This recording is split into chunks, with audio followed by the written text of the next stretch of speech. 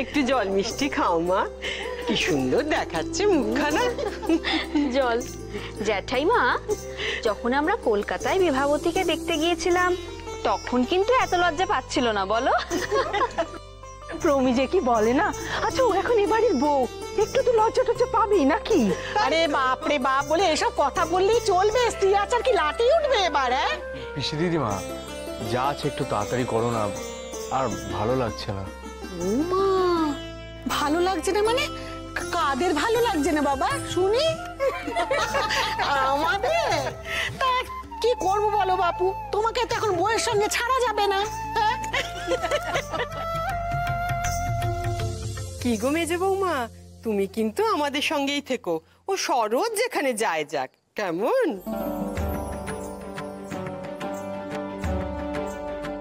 ও মিস্তি, আমরা বরং মেজ বৌমাকে আটকে রাখি, দেখি তো শরৎ ওই সুন্দরী বউকে ছেড়ে কোথায় চলে যায়। জ্যাঠাইমা, অত সুন্দর সুন্দর করো না। বাড়িতে বড় বউ আছে, সে শুনলে তার খারাপ লাগতে পারে, আর তার খারাপ লাগলে কিন্তু আবার শরৎ খুব রেগে যাবে।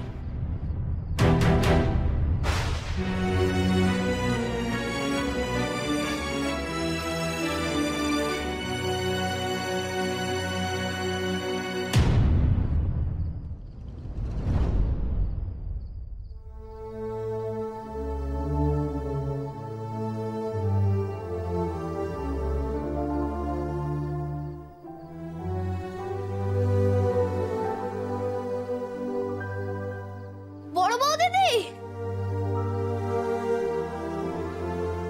ও বড় বউ দিদি। মেজ দিদি, বড় বৌদিদি এখানেই দাঁড়িয়েছিলেন, তুমি বারবার একই কথা কেন বলছো বলো তো? কি ভাবলেন কি জানি। আরে কোথায় যাচ্ছিস তুই? স্ত্রী আচার তো এখনো করা হয়নি। আচার তো পরে, কথায় কথায় বিচারটা বন্ধ হওয়া দরকার। শরৎ বাবা,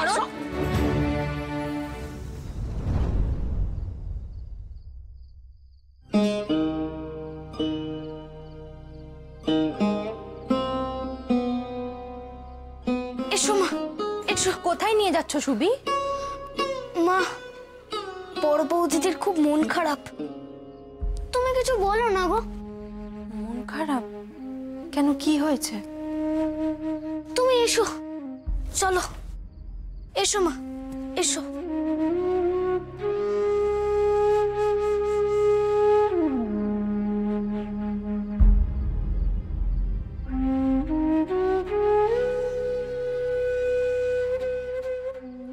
বড় বৌমা, তোমার নাকি মন খারাপ, কি হয়েছে মা? দেখো, আজকের এই শুভ দিনে কেউ চোখের জল ফেলে? বাপের বাড়ির কথা মনে পড়ছে তো? দেখো, বিয়ের পর সব মেয়েদেরই। বড় বৌদিদি,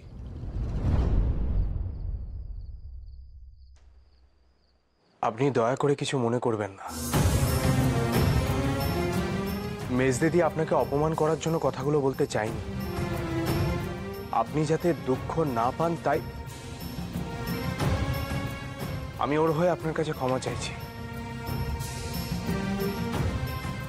আপনি কষ্ট পাবেন না।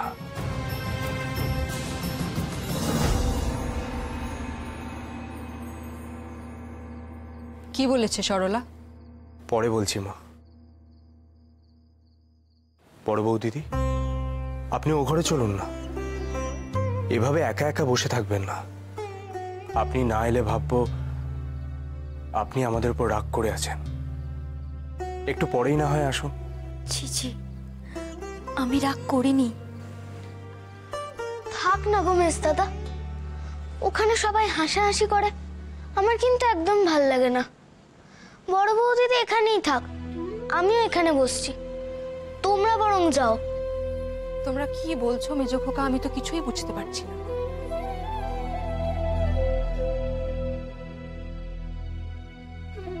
একবার বাইরে এসো মা।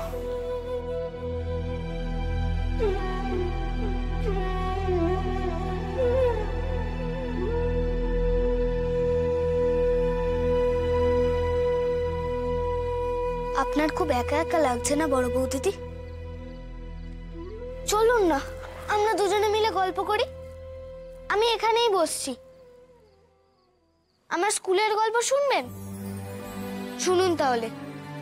প্রথম দিন আমি যেদিন স্কুলে গেছি, সাহেবি পোশাক পরে গেছি, সেই নিয়ে সবাই আমায় নিয়ে হাসাহাসি করছে।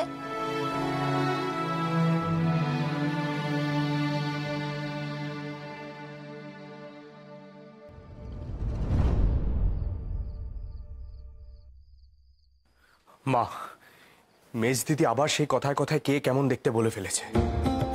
বড় বৌদিদি ও ঘরের দরজার সামনেই দাঁড়িয়ে ছিল, সেটা খেয়ালও করেনি। এইভাবে তো চলতে পারে না মা। এসব অনর্থক প্রসঙ্গ তোলা দরকারটা কি আছে? বড়দাদা হয়েছে সেরকমই, বাইরে কি করে বেড়াচ্ছে কে জানে। এই সময় তো বড় বৌদিদির কাছে যাওয়া উচিত। মানুষটা কতটা কষ্ট পেয়েছেন বলো তো? আমার তো নিজেরই লজ্জা করছে। মা, আমি বাড়ির সবাইকে তোমার সামনে ডেকে আনছি। তুমি সবাইকে পরিষ্কার করে জানিয়ে দাও, এরপর আর কখনো যেন বিভার সাথে বড় বৌদিদির তুলনা না করা হয়। দাঁড়াও,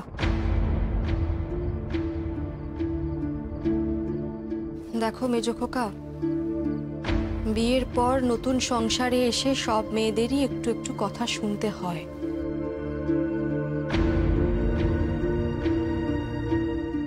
শুনেও সবকিছু সহ্য করতে হয়। সহ্য করতে করতে মেয়েরা নিজ গুণে সংসারের সকলকে আপন করে নেয়।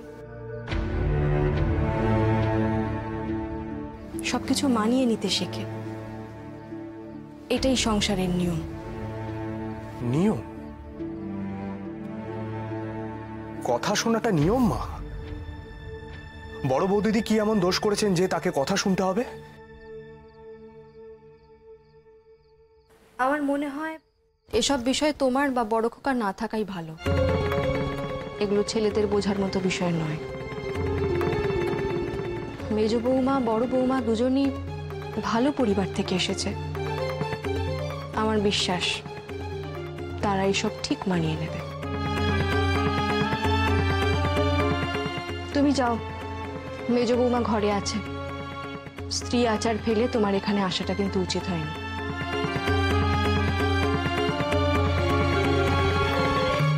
এই জন্যই বোধহয় আমরা এখনো পরাধীন হয়ে রয়েছি মা। কি বলতে চাইছো তুমি? দেশের অবস্থা দেখো। একদল বাইরের মানুষ এসে আমাদের সব দিক থেকে শেষ করে দিচ্ছে, আর আমরা কেবল আচার বিচারের কথা ভাবছি।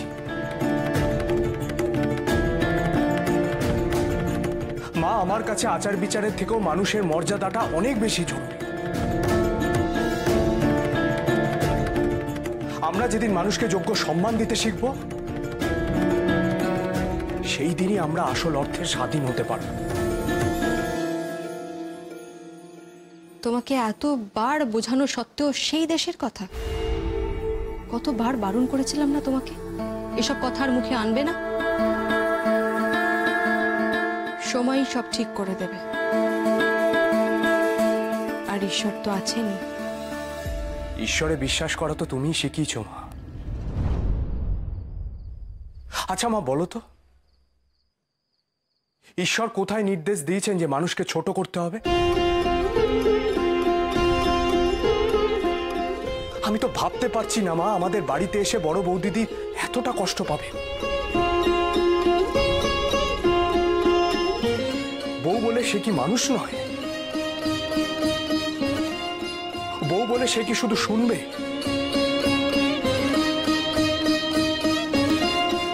আবার কোথাও লেখাপড়া না জানা মানুষ, কোথাও কোনো গরিব মানুষ না খেতে পেয়ে চুপ করে থাকবে।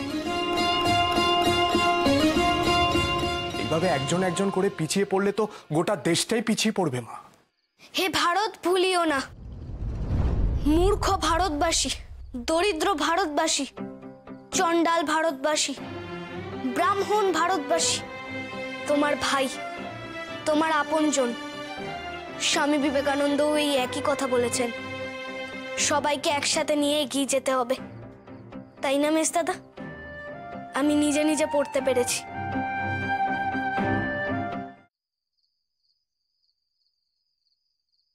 এসো বিভা, এই তোমার ঘর। তবে আজ কিন্তু কাল রাত্রি, আজকে বরের সাথে দেখাও করা যাবে না, কথাও বলা যাবে না। বসো। জানি তোমার একটু কষ্ট হবে, কিন্তু কি আর করবে বলো, এটাই জগৎ সংসারের নিয়ম। মনে থাকবে তো আমার কথা? একটু পরেই তোমার সব দেওর রত্নরা এসে পড়বে তোমার সাথে পরিচয় করার জন্য। সব এক একটা যা দুষ্টু না, বুঝতে পারবে তুমি। তবে সুভাষ মানে আমাদের সুবি, ও কিন্তু একদম দুষ্টু নয়, কিন্তু খুব পাকা। আমার কিন্তু ওকে বেশ লেগেছে। দাঁড়াও দাঁড়াও, সবে তো দুদিন মোটে দেখেছো, এরপর যা পাকা পাকা প্রশ্ন জুড়বে না, তখন টের পাবে মজাখানা। যাই হোক বিভা, তোমার জন্য বরং আমি কিছু খাবার নিয়ে আসি। বড়দিদি, এই তো বলতে বলতে হাজির হয়েছে, দেখেছো? আয় আয়। হ্যাঁ রে, দাদারা সব কোথায়? সবাই দরজার বাইরে দাঁড়িয়ে আছে, ডাকলেই চলে আসবে। হ্যাঁ, দরজার বাইরে মানে? বোঝো কাণ্ড, যা ডেকে নিয়ে আর মা বাবাকেও নিয়ে আসিস, যা। বড়দাদা, দাদাদের নিয়ে তাড়াতাড়ি এসো, বড়দিদি ডাকছে। এসে গেছি বিভা। আমরা সকলে তোমার সঙ্গে পরিচয় করতে চলে এসেছি। আচ্ছা, প্রথমে আমি আমার পরিচয় দিই। আমি শ্রী সতীশ চন্দ্র বোস, তোমার বড় ভাসুর। হ্যাঁ রে সতীশ, তুইও কি ভাইদের সাথে দরজার বাইরে দাঁড়িয়েছিলিস? বড় দিদি, তুমি যে কি বলো না।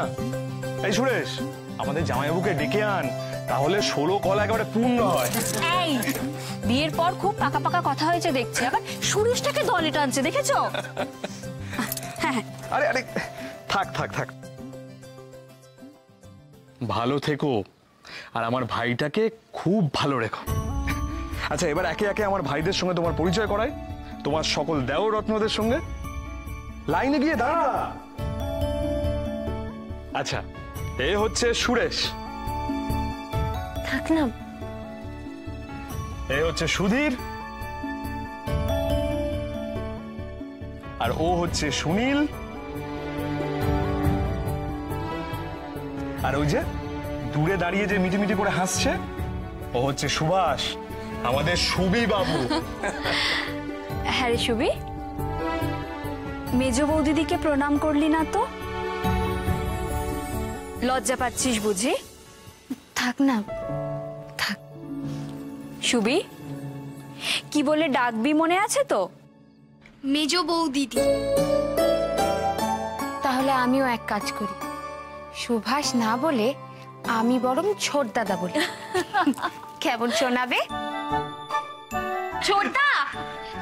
আরে মামা বাবু যে, আপনিও তো দূরে দাঁড়িয়ে আছেন কেন? আসুন, এসে লাইন দিন। আমি তো মামা বাবু। সরো, আমি কেন ভাইদের মধ্যে থাকবো? ঠিকই তো মেজ বৌদিদি, দেখে রাখুন, ইনি হলেন আমাদের সকলের মামা বাবু। হ্যাঁ, আর তোমার মামা শ্বশুর। প্রণাম হই। ঠিক আছে ঠিক আছে, কিন্তু আমি তোমাকে কি বলে ডাকবো? ভাগ্নে বউ বলি? সেই ভালো, আপনি ওকে ভাগ্নে বউ বলেই ডাকুন, তাতে ঝামেলাও কম। বিভাবতী, বসো, চল। এই, তোমরা ছেলেরা এবার এসো তো, নতুন বউকে বিশ্রাম করতে দাও, অনেক ধকল গেছে ওর ওপর দিয়ে। পিসি দিদা বাড়িতে আছেন মানে কাল থেকে আবার হইচই শুরু হবে বউ ভাতের কাজে। হইচই মানে বড় দিদি? খুব হইচই হবে। আচ্ছা, সকলে একটা কথা শুনে রাখো, কাল যদি ভালো করে খেতে চাও, আজ তবে পেটে খিল দাও। হ্যাঁ, আজ একেবারে পেট খালি রাখো। হ্যাঁ, এটা কিন্তু একদম ঠিক বলেছো, বেশি খাওয়া দাওয়া কিন্তু শরীরের পক্ষে একদম ভালো নয়। তুই চুপ কর তো, খাওয়ার সময় তো তোর এই ডাক্তারি ভাবতে দেখি না। আচ্ছা ঠিক আছে সুবি, চল আমরা গিয়ে দেখি সুবি আবার ওদিকে কি করছে। চল চল চল চল। মামা বাবু চল, আজ তবে পেটে খিল দাও। হ্যাঁ, পেটে খিল।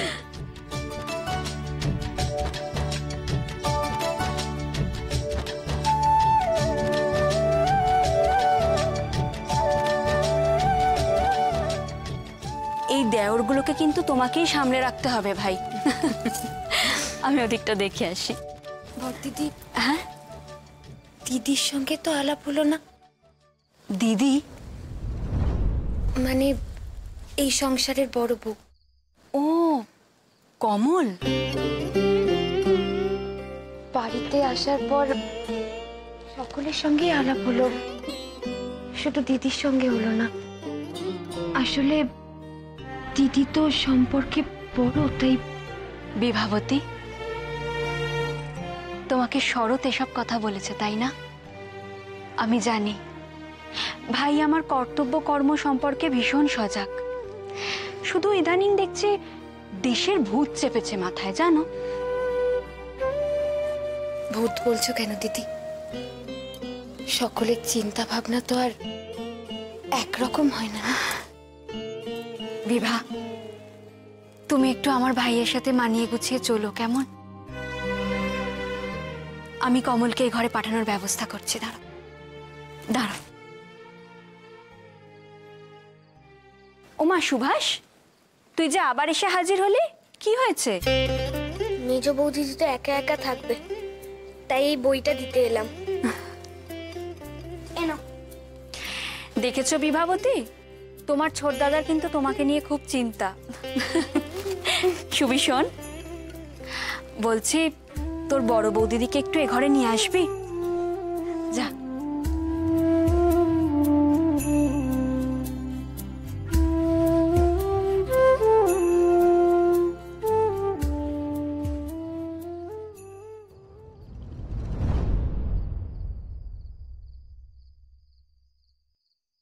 বড় বৌদিদি, ঘরে একা একা বসে কি করছেন? এই তো কিছু না। ওই ঘরে চলুন না, ওখানে আমরা বেশ মজা করছিলাম। ওখানে মেজ বৌদিদিও আছেন, আসুন। আমি? না না, ঠিক আছে। ও মা, সে কি কথা? তাহলে আমি ওখানে গিয়ে সবাইকে কি বলবো? আর তাছাড়া বড়দিদি ডাকছে আপনাকে। আমাকে ডাকছিলেন? আমি যাব ওই ঘরে? তাছাড়া আমি বলছি কি, কেন যাবেন না? আপনার বুঝি আমাদের পছন্দ হয়নি? এ মা, এ কি কথা বলছো ভাই? তাহলে আসুন, আমি আপনাকে নিয়ে যাচ্ছি।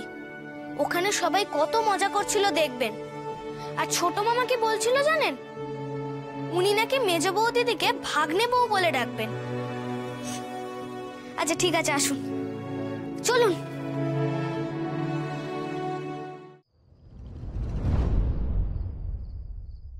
আসুন বড় বৌদিদি, চলুন। মা, মা, এই তো সুবি, মাকে এদিকে আসতে দেখেছিস? বাবা ডাকছিলেন মাকে। আমরা তো এদিকে যাচ্ছিলাম, মাকে দেখিনি। ও ঠিক আছে, আমি দেখছি। তুই বড় বৌদিদিকে নিয়ে কোথায় যাচ্ছিস? এদিক ওদিক যাস না কিন্তু। না না, মেজ বৌদিদির ঘরে যাচ্ছি। বড় বৌদিদিকে ওখানেই যেতে বললো। ঠিক আছে, যা যা। চলুন।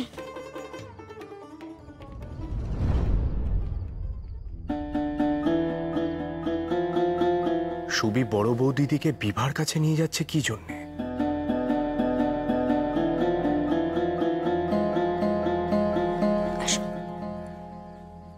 মেজ বৌদিদি,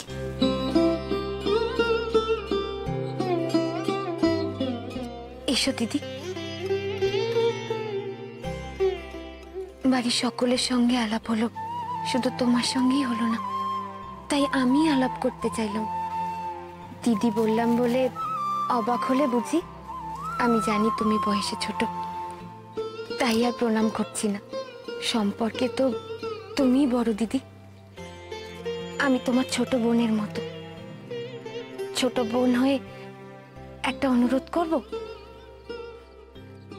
আমাকে আমাকে তুমি একটু সবকিছু দেখিয়ে বুঝিয়ে দেবে তো দিদি? আমি নিজে কি জানি ভাই যে তোমায় দেখিয়ে দেব? তুমিই বরং আমাকে একটু সাহায্য করো। আমি তো আর তোমার মতো লেখাপড়া জানি না, আর দেখতেও অত সুন্দর নই। শিখিয়ে দেওয়ার মতো আমার আর কিছুই নেই। এভাবে বলো না, রূপ তো বাইরের গো, আজ আছে কাল নেই। ও ধুয়ে কি আমি জল খাবো নাকি? রূপের কথা লোকেরা একদিন দুদিন বলবে, গুণ কিন্তু রয়েই যাবে।